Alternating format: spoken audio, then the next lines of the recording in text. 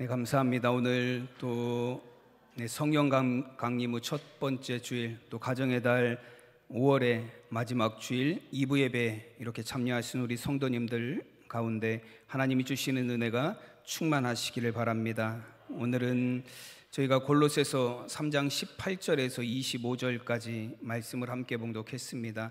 말씀의 제목은 그리스도를 섬기는 가정입니다. 우리 다 함께 제목을 따라 하시겠습니다. 그리스도를 섬기는 가정.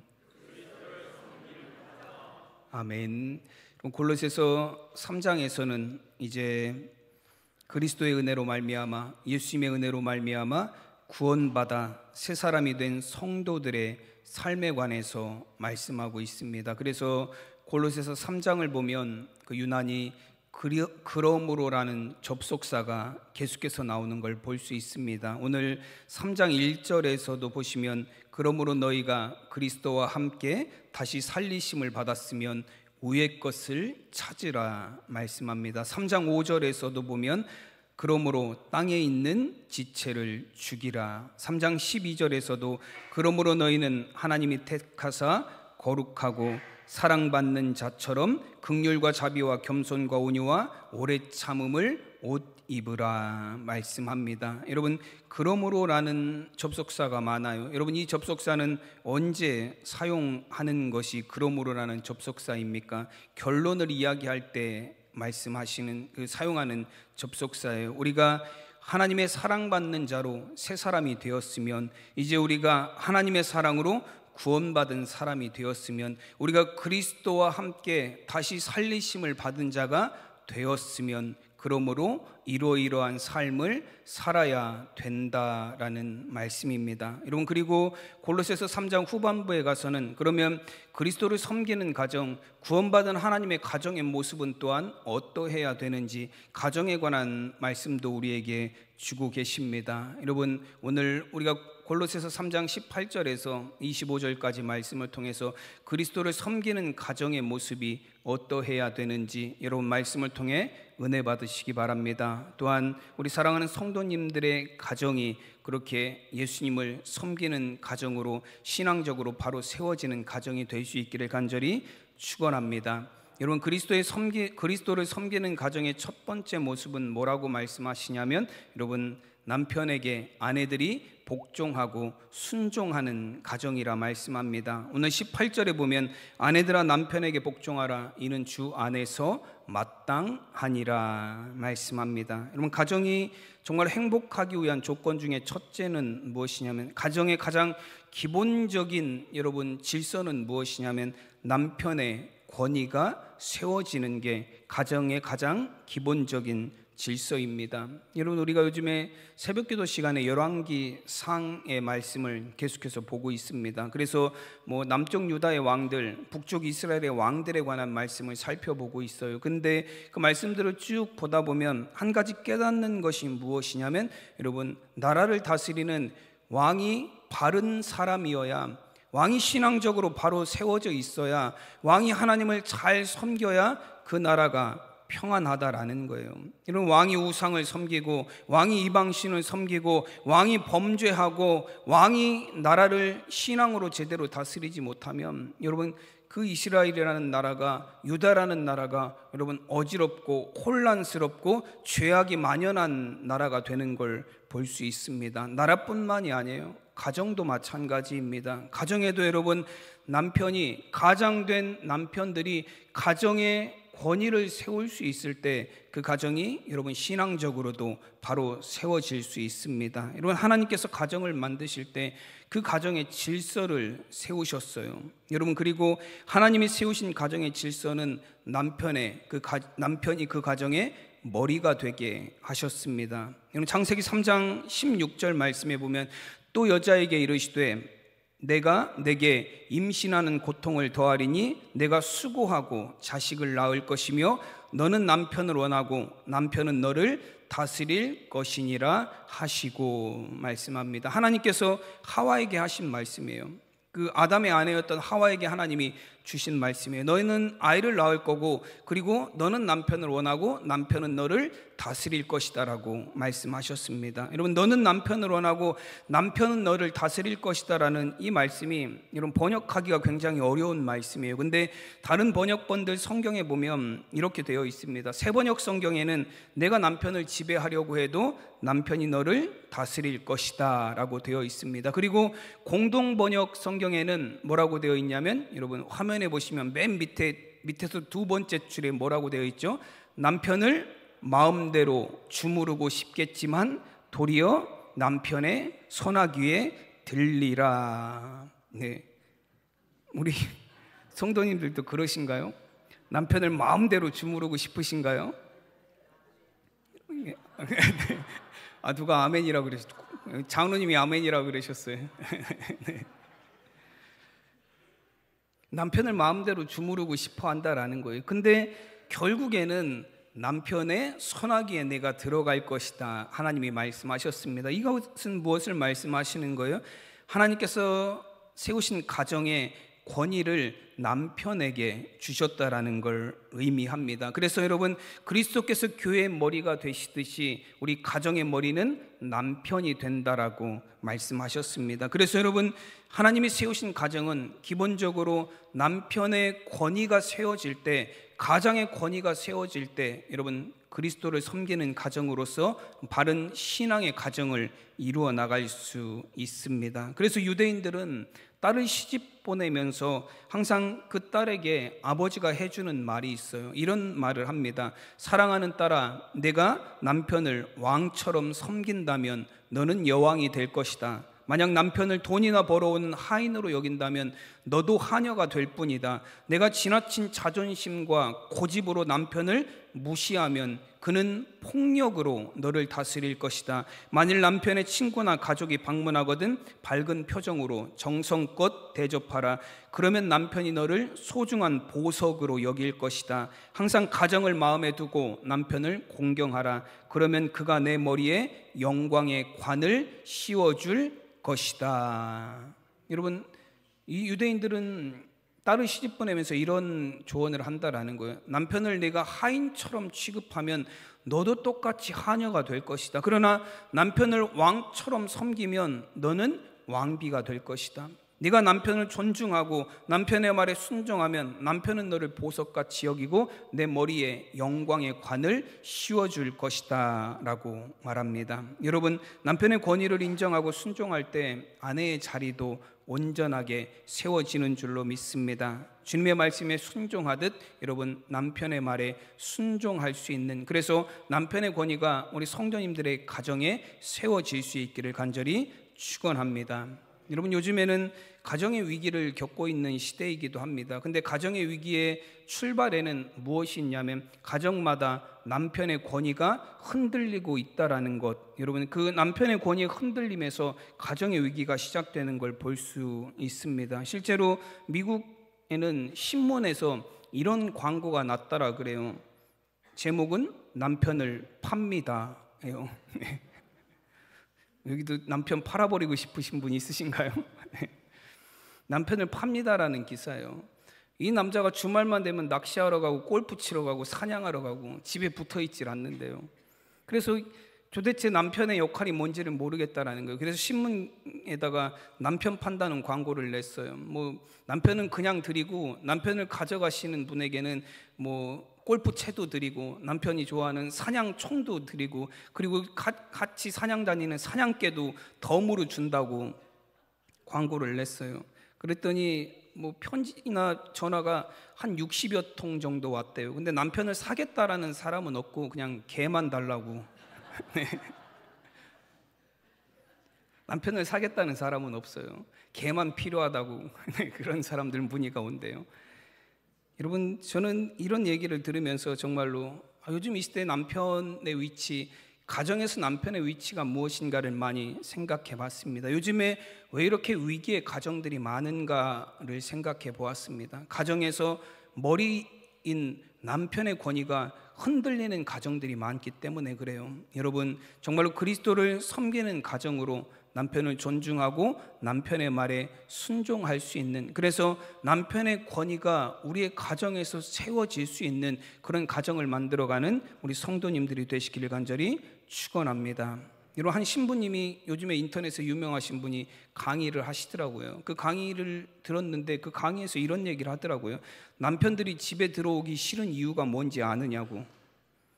남편들이 왜 집에 들어오기 싫어하는지 이유에 대해서 얘기하더라고요. 왜냐하면 집에 들어오면 남편이 인정을 못 받는데요. 아내는 돈 못 벌어온다라고 무시하고, 애들은 아빠가 뭔 말만 하면 꼰대라고 아빠 말 듣지도 않고, 걔는 보면 보자마자 짖고, 다른 가족들한테는 가서 안기는데 남편은 보면 짖는데요.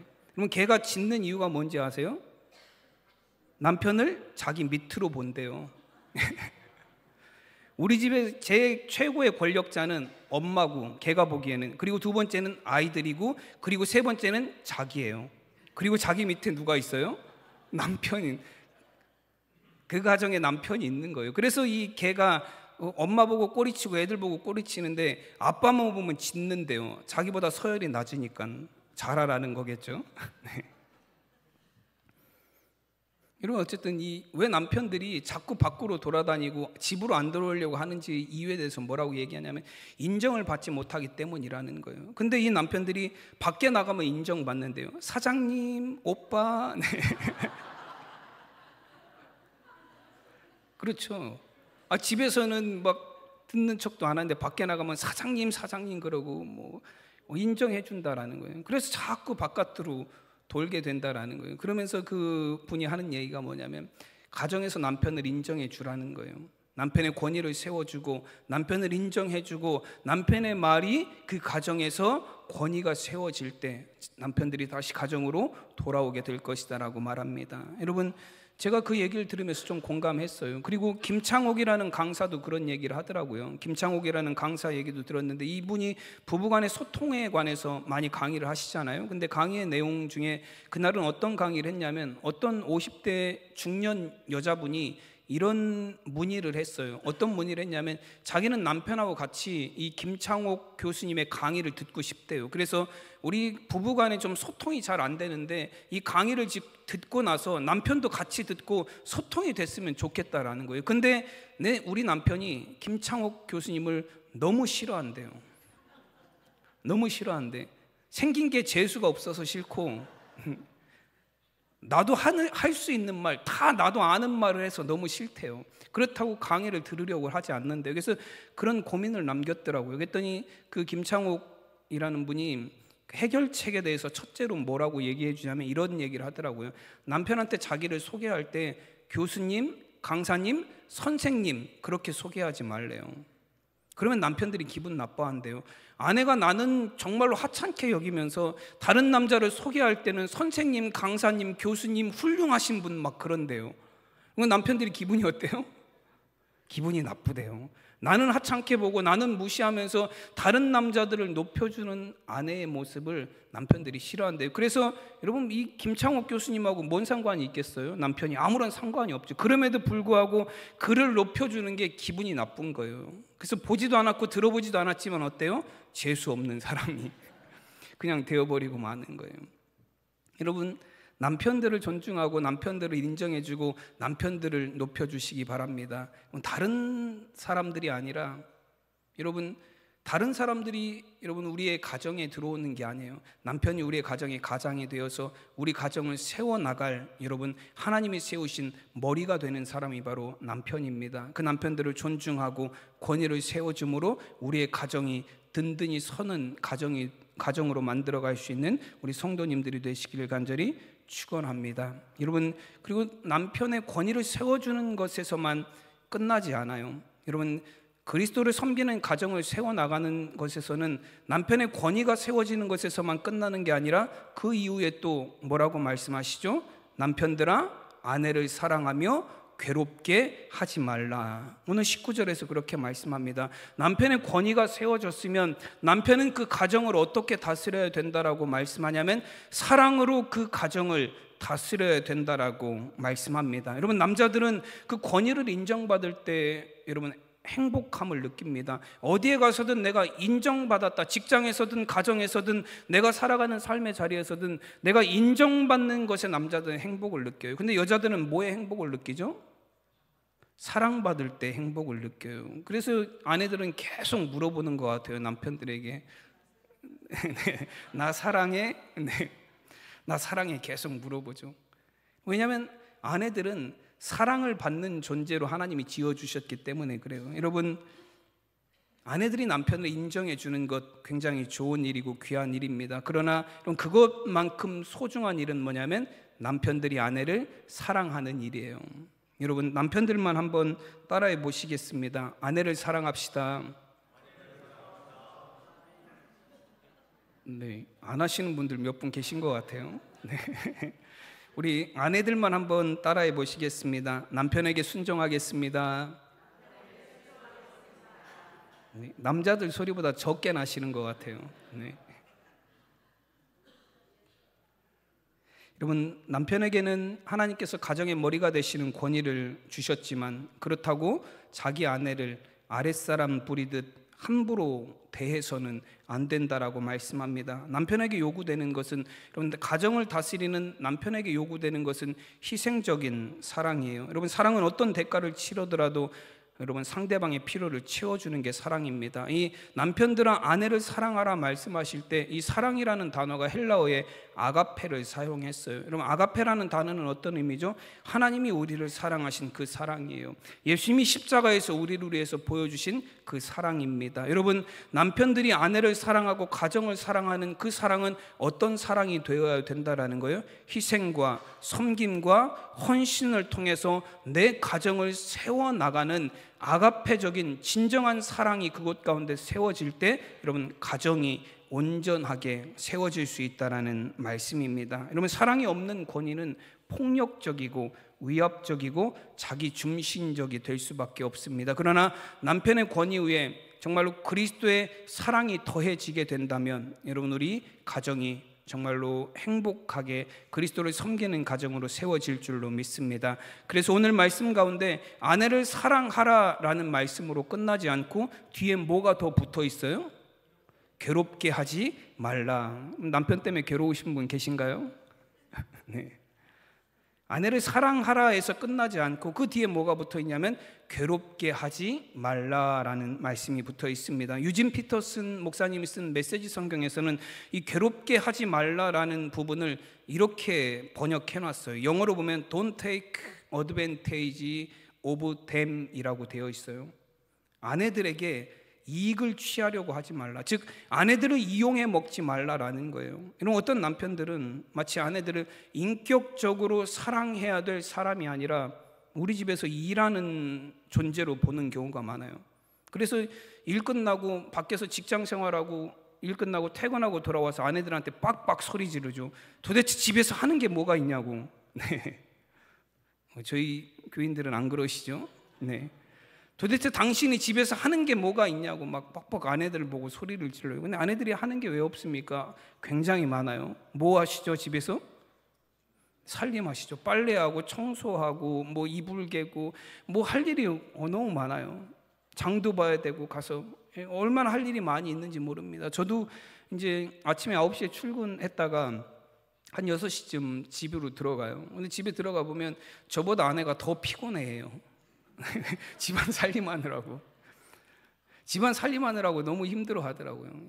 저희 둘이 사는 작은 살림도 그렇게 힘든데요. 자녀들을 키우고 부모님을 섬기고 여러분 여러 가지 역할을 하는 아내들이 여러분 얼마나 많은 일을 감당하겠습니까? 여러분, 우리 사랑하는 남편들은 우리 아내들을 향해서 정말로 아내들이 아기나 키우고 살림이나 하고 설거지나 하고 청소나 하고 아무것도 아닌 일을 하는 사람이 아니라 내가 세상에서 성공하고 내가 직장 생활을 잘하고 내가 세상에 나가서 세상 일을 잘할 수 있도록 나를 뒷바라지하는 나의 도구가 아니라 정말 하나님께서 나에게 허락하신 사랑하는 배필, 아내도 나를 돕지만 나도 아내를 돕는 배필로 소중히 여기고 사랑하는 우리 성도님들이 되시기를 간절히 축원합니다.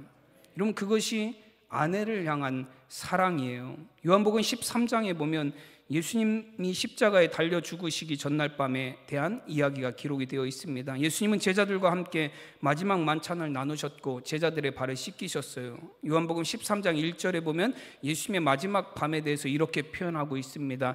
유월절 전에 예수께서 자기가 세상을 떠나 아버지께로 돌아가실 때가 이른 줄 아시고 세상에 있는 자기 사람들을 사랑하시되 끝까지 사랑하시니라.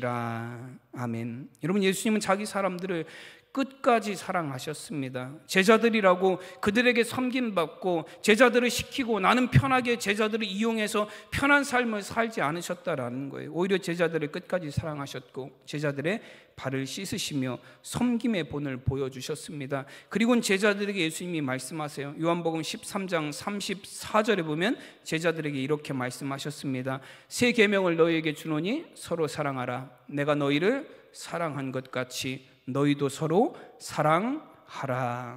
아멘. 여러분, 예수님 뭐라고 말씀하셨어요? 사랑하라고 말씀하셨습니다. 근데 어떻게 사랑하라고요?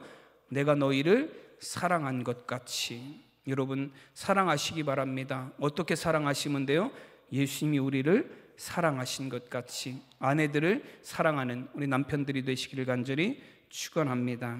여러분, 한국 남자들은 집에 들어가면 딱 3마디만 한다 그래요. 어떤 아까 얘기했던 신부님이 강의하는 걸 제가 들었는데 이런 강의를 하시더라고요. 하나님이 남자와 여자를 만드실 때 남자에게는 하루에 10,000마디를 하게 지으셨대요. 근데 여자에게는 하나님이 하루에 25,000마디를 하게 만드셨대요. 남자들은 10,000마디를 어디 가서 다 하고 돌아오냐면 출근해서 직장에 가서 뭐 동료들하고 뭐 일하면서 뭐 하면서 10,000마디를 다 하고 들어온대요. 근데 10,000마디를 다 하고 집에 들어오면 여러분, 집에 있는 아내는 어떠냐면 하루 종일 집에서 살림하면서 아내도 10,000마디 한대요. 살림하면서 드라마 보면서 말하고, 근데 뭐 어쨌든 집에서 살림하면서 10,000마디를 한대요. 그리고 남편을 기다리는 거예요. 남편이 들어오면 뭐 하려고요? 남은 15,000마디를 남편에게 하려고 기다린다는 거예요. 근데 이 남편은 이미 자기가 할 말을 하루 종일 다 해서 아내가 자꾸 쏟아내는 게 너무 귀찮다라는 거예요. 너무 귀찮아서 이제 아내의 말을 잘 듣지 않는 경우들이 많이 있다라는 거예요. 그래서 거기서 불통이 일어나는 일들이 많이 있다라고 합니다. 근데 여러분, 하나님이 사람을 이렇게 지으셨대요. 남자들은 10,000마디, 뭐 여자들은 25,000마디 그렇게 지으셨다 그래요. 근데 실제로 한국 남자들이 말이 좀 적기는 해요. 집에 들어가면 딱 3마디만 한다 그러죠. 밥 줘, 저녁밥 달라는 거겠죠. 일하고 왔으니까. 그리고 불 꺼, 네. TV 꺼, 뭐 그런 얘기. 그리고 마지막에 뭘 얘기해요? 자자. 많은 말을 하지 않습니다. 근데 여러분, 제가 볼 때는 남자들이 10,000마디 하는 남자들이 갑자기 아내들과 같이 15,000마디, 25,000마디 막 하긴 어려울 것 같아요. 그래서 제가 생각한 건 뭘 생각을 했냐면 3마디를 바꾸면 좋을 것 같아요. 밥 줘, 불 꺼, 자자가 아니라 여러분, 아내가 열심히 남은 15,000마디들을 쏟아낼 때 5,000마디마다 여러분 취임새를 넣으세요. 5,000마디마다 사랑해, 고마워, 당신 덕분이야. 한번 연습해 보실까요? 자, 준비 시작. 사랑해, 고마워, 당신 덕분이야. 네. 아내들이 15,000마디 남아서 그거 쏟아낸다 그래서 남편들에게 15,000마디를 요구하는 건 아니에요. 어떤 말들을 원하는 거예요?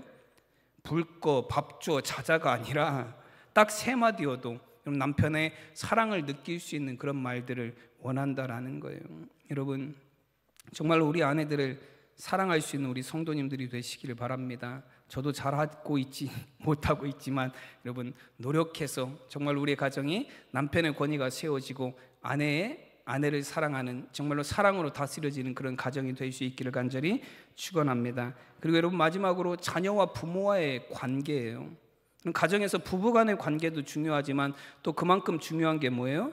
부모와 자녀들의 관계가 중요합니다. 오늘 말씀에서 20절에서는 자녀들아, 모든 일에 부모에게 순종하라. 니는 주 안에서 기쁘게 하는 것이니라 말씀합니다. 여러분, 옛말에 부모 말을 들으면 자다가도 떡이 생긴다라는 속담이 있었어요. 이 속담이 어른 말을 들으면 자다가도 떡이 생긴다, 그렇게 여러 종류로 있더라고요. 근데 제가 소년 한국일보라는 어린이 신문에 이제 요 속담에 대해서 풀이를 해놓은 거, 애들이 이해하기 쉽게 풀이를 해놓은 걸 봤습니다. 거기에 뭐라고 되어 있냐면 이렇게 되어 있어요. 부모는 언제나 자식을 걱정하며 잘 살기를 바래요. 부모의 말은 때로는 잔소리 같지만 잘 새겨 들으면 삶을 살아가는데 큰 힘이 되지요. 그렇게 되어 있습니다. 어떤 의미예요? 부모님은 우리를 가장 사랑하는 존재이고 우리가 잘 되기를 원하는 분이시니까 조금 귀찮더라도 잔소리 같더라도 부모님의 말을 잘 들으면 내가 삶을 잘 살 수 있습니다. 뭐 그런 의미로 설명을 해놨어요. 그랬더니 어떤 애가 거기다 댓글을 달아놨더라고요. 괜찮아요. 전 떡 안 좋아해요. 뭐 그런 댓글을 어떤 아이가 남겨놨더라고요. 여러분, 나를 낳아주신 부모님만큼 나를 사랑하는 존재는 없습니다. 부모님들은 자녀들이 아무리 장성해도 세상에서 아무리 큰 지위와 명성을 갖고 있다 할지라도 여러분, 여전히 부모님에게 자녀는 어때요? 내가 돌봐야 될 아이예요. 저희 아버지도 제가 50이 됐는데도 불구하고 지금도 계속 전화를 하세요. 전화를 하셔서 잘 지냈냐, 무슨 일 없냐 막 전화를 하세요. 그래서 제가 전화를 받는 걸 좀 귀찮아 하니까요, 이제는 저한테 뿐만 아니라 제 아내한테 전화해서 물어보세요. 주일 예배는 어떻게 잘 드렸냐, 교인들은 몇 명이나 나왔냐, 설교는 잘 하더냐, 뭐, 네. 왜 자꾸 그렇게 물어보시죠? 아직도 나이 50이어도 물가에 내놓은, 부모님이 보기엔 물가에 내놓은 아이 같은 거예요. 그럼 부모님에게 자녀들은 그런 존재입니다. 제가 예전에도 말씀드렸지만 80 먹은 어머니하고 50 먹은 아들이 지하철 탈 때 어머니가 매표소에 가서 얘기하기를 어른 하나 아이 하나요. 네. 얘기한대잖아요. 그럼 내 자녀는 50이 돼도 60이 돼도 부모님이 보기에는 어린아이와 같이 물가에 내놓은 것 같습니다. 그래서 자녀들을 위해서 항상 주원하고 말하기를 멈추시지 않는 거예요. 여러분, 부모님의 말은 그래서 곧 나를 가장 사랑하는 사람이, 세상에서 나를 가장 사랑하는 분이 나에게 주시는 말입니다. 그래서 우리는 그 말에 귀를 기울여야 되고 무게를 두어야 될 줄로 믿습니다. 여러분, 또한 부모들은 자녀들을 키울 때도 여러분, 자녀들을 노엽게 하지 말아야 된다라고 말씀하세요. 21절에 보면 아비들아 너희 자녀를 노엽게 하지 말지니 낙심할까 함이라 말씀합니다. 때로는 부모님들이 자녀들을 낙심하게 하는 행동을 할 때가 있어요. 여러분, 부모님들이 자녀를 잘못 양육하는 때가 있다라는 말씀이에요. 부모님들은 내 자녀가 내 말을 안 들어요라고 걱정하기 이전에 과연 내가 내 자녀들을 양육하고 교육하는 데 있어서 내가 내 자녀들을 내 욕심을 이루기 위한 도구로 내 자녀들을 교육하고 있지는 않은지 되돌아봐야 됩니다. 오늘 21절 말씀에 보면 자녀들을 노엽게 하면 낙심하게 될 것이다라고 말씀해요. 여러분, 낙심이라는 단어는 lose heart예요. 마음을 잃어버리다, 심장을 잃어버리다, 의욕을 잃어버리다, 삶의 의미를 잃어버리다, 열정을 잃어버린다라는 거예요. 여러분, 우리 자녀들이 부모님들의 잘못된 교육으로 인해서 마음을 잃어버린 자녀들이 많아요.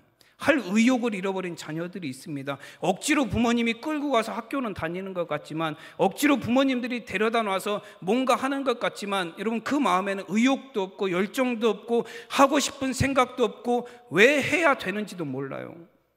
그냥 하라니까 하는 거예요. 이렇게 마음을 잃어버린 자녀들이 얼마나 많이 있는지 모릅니다. 그러니 자녀들이 부모님 말에 뭐 하는 거예요? 순종할 수가 없는 거예요. 이런 시편 127편 3절에 보면 이렇게 말씀합니다. 보라, 자식들은 여호와의 기업이요 태의 열매는 그의 상급이로다 말씀합니다. 여러분, 우리의 자녀들은 뭐라고 말씀하셨죠? 여호와의 기업이라. 여러분, 기업이 무엇인 줄 아세요? 기업이라는 단어를 찾아보면 뭐라고 되어 있냐면 영어로 possession이라고 되어 있어요. 소유라고 되어 있습니다. 여러분, 우리의 자녀들은 하나님의 소유예요. 우리의 자녀들은 하나님의 소유이고 하나님의 재산이고 하나님의 것입니다. 그 자녀들을 하나님이 우리에게 뭐 하신 거예요? 선물로 주신 것이고 맡기신 것이에요. 여러분, 근데 우리는 자녀들을 어떻게 키웠죠? 그렇죠, 내 걸로 키웠죠. 그럼 하나님의 것으로 키워야 되는데 우리는 우리의 자녀들을 내 것으로 키웠습니다. 그래서 내 욕심대로 내 자녀들을 만들려고 했고, 내가 원하는 대로 자녀들을 살게 만들려고 했고, 내가 원했던 목표의 모습으로 자녀들을 만들려고 했다라는 거예요. 여러분, 그래서 때로는 자녀들을 낙심하게 만들었다라는 거예요. 정말로 내 자녀들이 하나님의 자녀로 신앙적으로 정말로 하나님의 것으로 내 자녀들을 양육하고 키워내야 되는데, 내 것인 것 마냥 내 욕심대로 키우려고 하다가 자녀들을 낙심하게 만들어 버리고 말았다라는 거예요.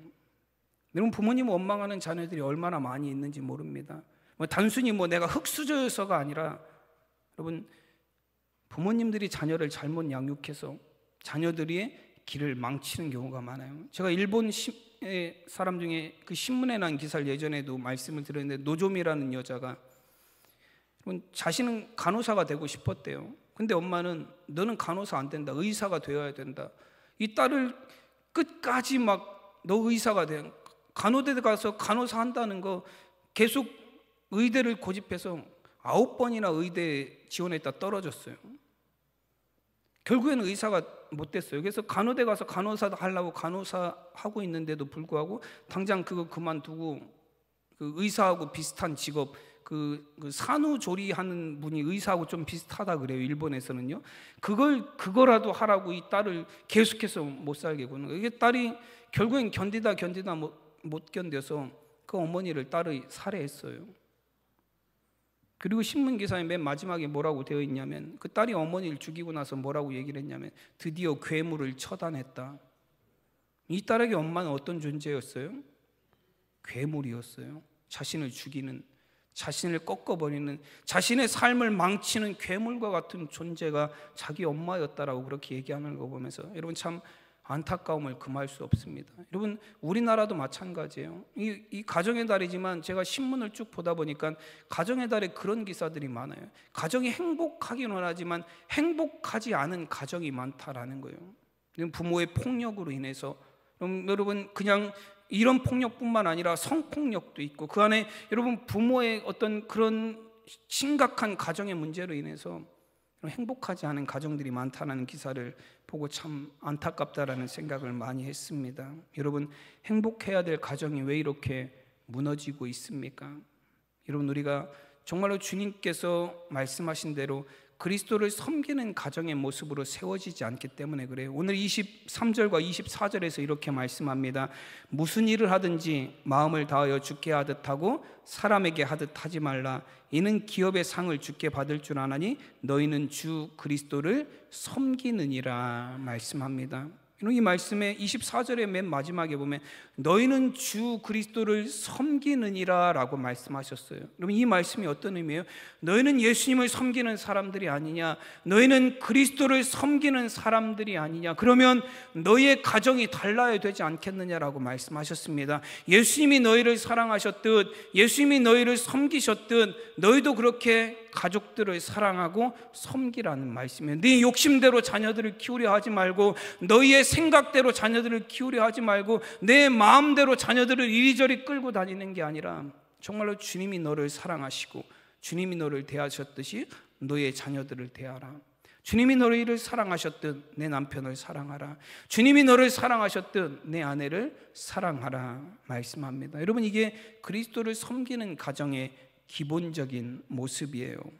여러분, 최의숭 장로님이라는 분이 이제 죽게 하듯 하라는 책을 쓰셨어요. 근데 그 책에 보면 본인 이야기를 하시더라고요. 40년 동안 아내와 살면서, 부부로 살면서 부부싸움을 단 한 번도 안 하셨대요.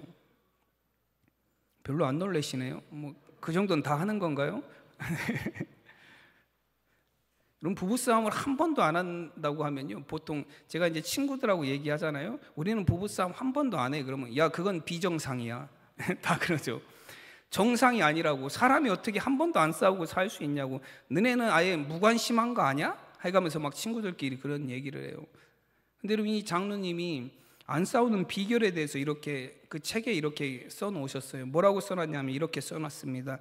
나는 내 아내를 하나님의 지체로 생각합니다. 한 번도 가볍게 생각해 본 적이 없습니다. 아내도 마찬가지일 것입니다. 부부 금실의 해법은 골로새서 3장 23절에 담겨 있습니다. 무슨 일을 하든지 마음을 다하여 주께 하듯 하고 사람에게 하듯 하지 말라. 부부 화합의 비결이 여기에 있습니다. 부부가 서로 주께 하듯 하면 왜 싸우겠습니까? 사람에게 하듯 하지 않고 주께 하듯 하면 서로를 사랑하고 이해하게 됩니다. 여러분, 이것이 하나님 세우신 우리 가정을 세워나가는 가정의 신앙의 원리인 줄로 믿습니다. 사람에게 하듯이 아니라 주님께 하듯 우리 가족들을 섬기시기 바랍니다. 우리 가정뿐만 아니라 우리 사랑하는 성은교회 안에서도 이런 섬김이 있기를 간절히 축원합니다. 여러분, 서로가 서로를 주님을 대하듯 사랑하고 섬기는 우리 성은교회가 될 수 있기를 바랍니다. 그래서 우리 성은교회가 정말로 한 가정, 한 가족처럼 여러분 주님이 주시는 참 복을 누리는 귀한 교회가 될 수 있기를, 또 가정이 될 수 있기를 간절히 축원합니다.